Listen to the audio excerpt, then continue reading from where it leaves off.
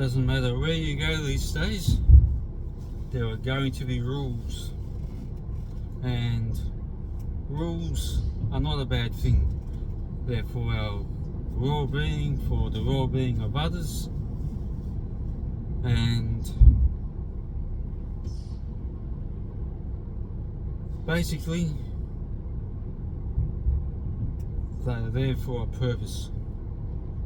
And like I said, just for your own safety, for your own well-being, the well-being of others as well. That's why we have rules. And just for an example,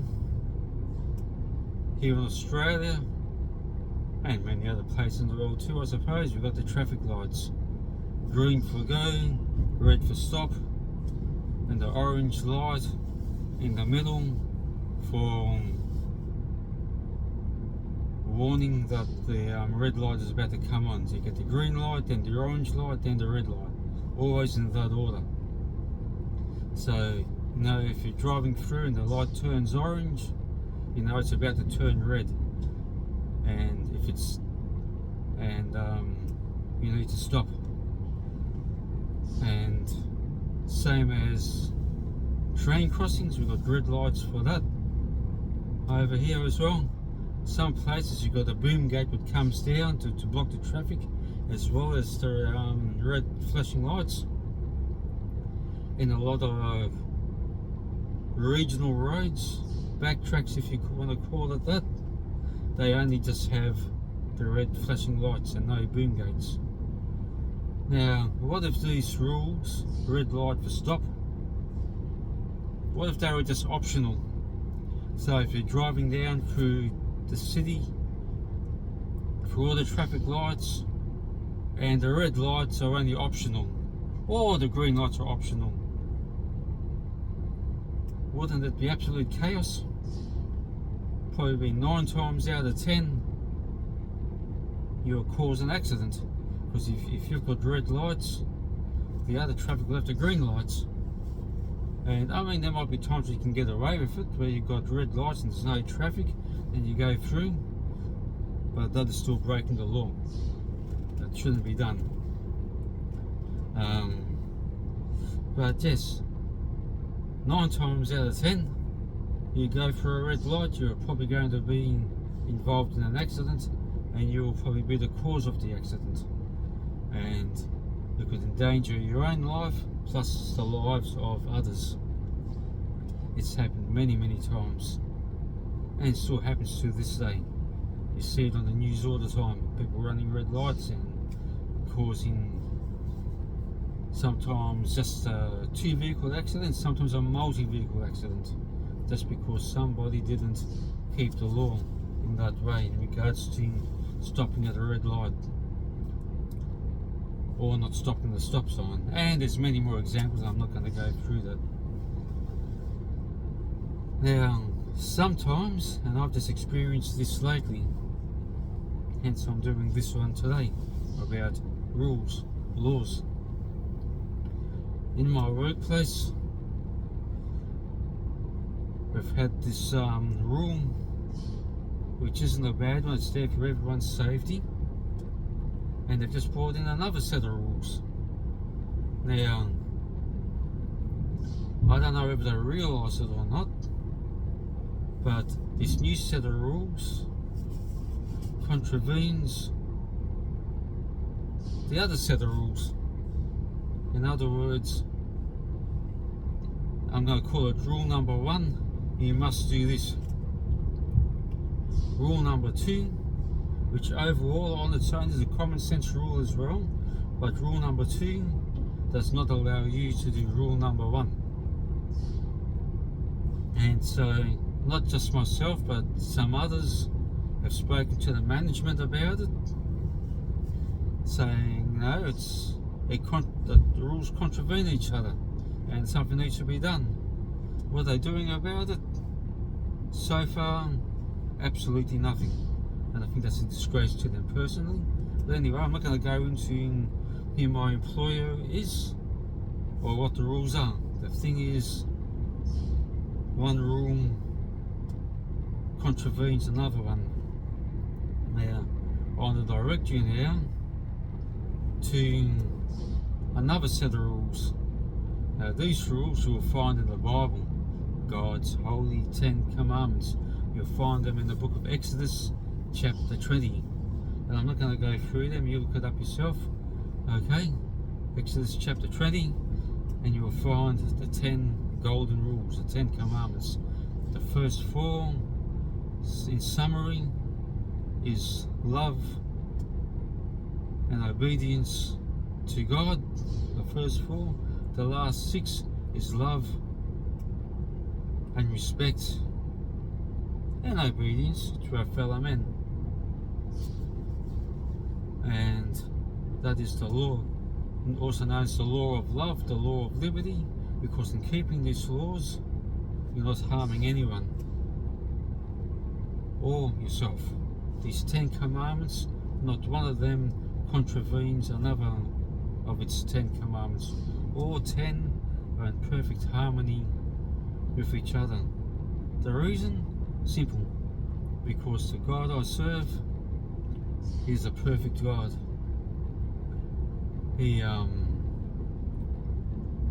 His 10 commandments is a perfect reflection of his perfect loving character.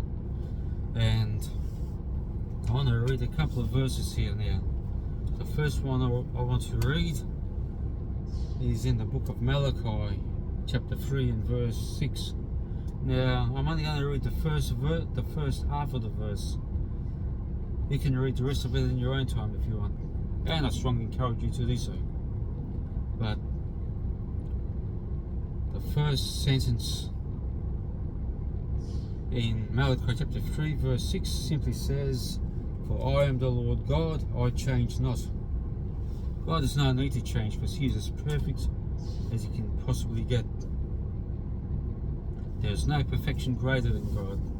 He is the definition of perfection, and so too is his 10 commandments, which can never be changed and can never be abolished. They are always there because it is God's perfect loving character.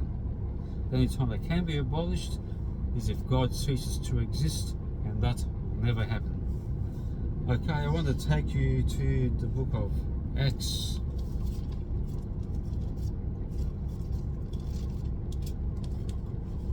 Acts chapter 28. Actually, no. First, before that, I'm going to go to the book of Romans. Book of Romans chapter 13. Now,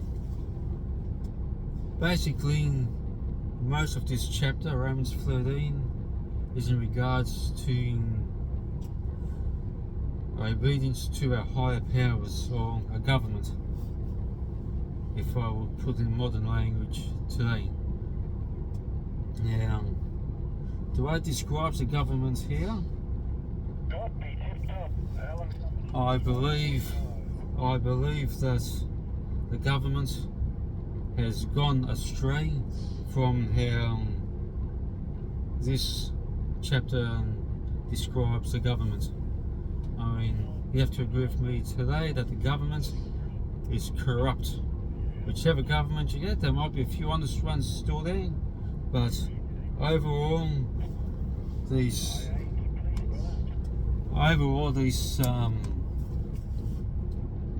the government is corrupt in every way you look at it. And so where it's talking about here in Romans chapter 13, basically it's not a corrupt government, but this is what God says about the government. And well, I'll read it. Romans chapter 13 verses 1 and 2. It says that every soul be subject unto the higher powers, as in the government. And, the police service, those in authority over us. Okay, I start again. That every soul be subject unto the higher powers, for there is no power but of God. The powers that be are ordained of God. So the government has been ordained by God, because we need rules to govern the land, so we can all live peaceably. Verse 2, whosoever therefore resisteth the power, the government, resisteth the ordinance of God. Because, as we just read, the higher powers are ordained of God. Yes, the government is ordained of God. Unfortunately, in today's government, we've got a very ungodly government on the whole. So I finished reading, I read the rest of Romans 13 verse 2, and it says, and they that resist shall receive to themselves damnation. In other words, you'll be damned of God if you don't obey the laws of the land, obey the rules of the government puts in place. But then there might be a bit of a problem there, because what if the rules what the government has, which so far they don't, but what if the rules of the government puts in place contravene God's rules? And just in saying that, maybe not so much the rules of the government, but maybe your job. Now I've had a few jobs in my lifetime. I've applied for many jobs, and I always make it clear that I don't work on the Sabbath hours. And they might say, yes, we can work around it, or no, your Saturday and your Friday night to Saturday night, or Friday sundown more likely, is a better way of saying it. Friday sundown to Saturday sundown is God's holy Sabbath. His fourth commandment says, remember the Sabbath day to keep it holy, and a lot more after that regarding the Sabbath commandment. That's just summarizing it. Some places where I've applied for work, they say no, if you want to work here, you must work Friday nights and Saturdays, or Saturdays, whichever way. And so naturally, I don't get that job. I go look for another job what is in compliance with God's holy Ten Commandments. But what if federal law, what if Commonwealth law or local law wants you to do something what God's Ten Commandments says you should not do? Well, Paul in the Bible here, he came into a similar situation to that, and something tells me I've written down the wrong one. 28, verse 28, let me find this. Now I'm going to pause for a minute and try and find it. Yeah, I'm back. Had the wrong chapter. Okay, Acts chapter 5 and verse 28 and verse 29. Now, these Pharisees or some sort of rulers were warned not to preach the gospel. We're warned not to talk about Jesus. Now, as a Christian, you can't help but talk about Jesus. But anyway, I'm going to read this.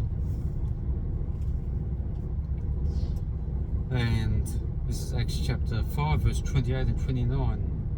And it starts off by saying, did we not straightly command you that you should not teach in this name?